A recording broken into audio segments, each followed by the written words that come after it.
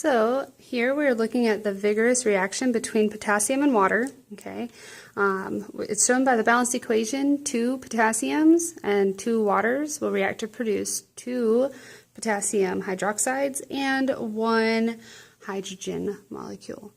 Okay, now this reaction here is actually pretty similar to what we saw in class whenever I took some sodium metal and placed it in water and let the reaction go ahead and proceed, which of course was pretty vigorous. Now, sodium and potassium are both alkali metals, and so they both are very, very highly reactive and explosively reactive when placed in water. We can recall that as you go down a column or a group on a periodic table, that activity or reactivity increases. So since sodium was pretty reactive in water and potassium is below sodium, then potassium is even more reactive in water. Okay, so while what you saw was a huge explosion and a very, very loud sound, that is very small and wimpy compared to this reaction with potassium and water. Just a cool fact, kind of bring it back. Okay, now if we look at this balance equation, again, like I said, we've got 2 potassiums, okay, 2 waters, 2 potassium hydroxides, 1 hydrogen molecule. We can talk about this in terms of moles here and say that that would be 2 moles of potassium, 2 moles of potassium, would be required to react with 2 moles of water. All right, and if we have that 2 moles and 2 moles, we would produce 2 moles of potassium hydroxide and produce 1 mole of hydrogen. But what if we don't have 2 moles of potassium? What if we only have 0.0400 moles of potassium? Okay, we would have to figure out, well, how many moles of hydrogen would I actually be able to produce? One thing we need to keep in mind is that the balanced chemical equation, those coefficients there, really are just the whole number ratio of reactants to each other and products to each other and reactants to products. So if I don't have the exact number of moles specified for any of these species, that does not mean that the reaction does not occur. It just means that, well, if I have 0.040 moles of potassium, I should have the same ratio 2 to 2 to 2 to 1 of the other species involved. Okay. Now, one thing to remember is that the only way you can convert between substances is using a mole ratio as a conversion factor. Okay, it's the only way to convert the amount of one chemical to another, or one substance to another. Okay, that's an exclamation point. So here we know that 2 moles of potassium would produce 1 mole of hydrogen. We're wanting to know how much hydrogen is produced if only 0.04 moles of potassium is used. Okay, so we're given this number, unit, and substance. Okay, so this is what we know. Okay, and based off of this information, we're going to be asked to find how much hydrogen is produced. Okay,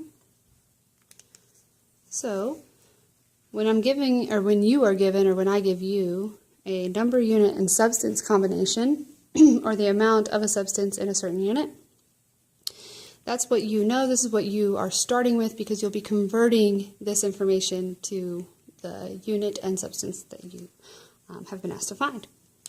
So I'm going to go ahead and begin by writing out what I know. So I know that I've got 0.0400 moles of potassium. Because I don't want to talk about potassium anymore, I need to go ahead and set up some dimensional analysis, my railroad tracks, and figure out how I can cancel the moles of potassium. So since my moles of potassium are in my numerator here, and I don't want to talk about moles of potassium anymore, I'm going to put moles of potassium in my denominator so that the moles of potassium cancel. Okay. Now this moles of potassium here, I can relate it to something. I can actually relate it to a bunch of things. I can either relate it to mass or particles of potassium, so in this case atoms, or since I don't even want to talk about potassium anymore, I want to talk about hydrogen, I can use the moles of potassium and compare it to the moles of hydrogen using my balanced equation. So here, I'm going to say that, well, since I know the moles of one substance, I can get into the moles of my other substance using my mole ratio. Okay, so moles of one substance to another. It's the only way we can convert from one to another. Remember, a conversion factor must cancel one unit and introduce a new one. Okay, so here, using this mole ratio, we would convert from potassium to hydrogen. Okay, now that I've got my units set up correctly and I'm asked to find how much hydrogen, and I'm just going to assume that they're asking for the amount in moles because the first sentence was talking about moles. So once I see that in my numerator, I know that I'm done setting up my problem unit-wise, and that my answer will have the units moles of hydrogen. And I go ahead and put that there so I don't forget to put it later. Okay. Now we got to find the numbers that go in this conversion factor. Remember, for your mole ratio, you get the numbers for your conversion factor from the coefficients in your balanced chemical equation. So in my chemical equation, I see that there's only 1 mole of hydrogen produced for every 2 moles of potassium that react. Okay, so now I've got my numbers. And once I've got everything set up, I can just do the math part. So here, I've got 0.0400 moles of potassium, okay, and I know that I'm going to form half as much hydrogen, because 2 to 1 ratio, which really would just be taking this number and multiplying it by 1 over 2, or this number divided by 2. Okay, so I'm going to do 0.04 divided by 2.